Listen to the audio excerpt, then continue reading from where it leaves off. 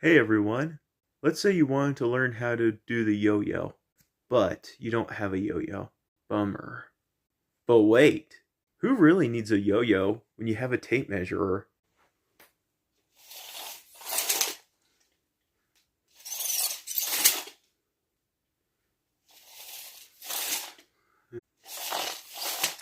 Nice.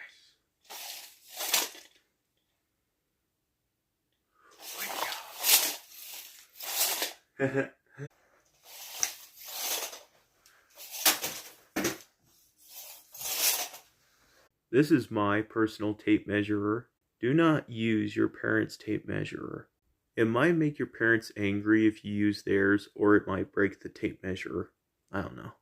Thank you all so much for watching. If you want to, like the video and share it with your family.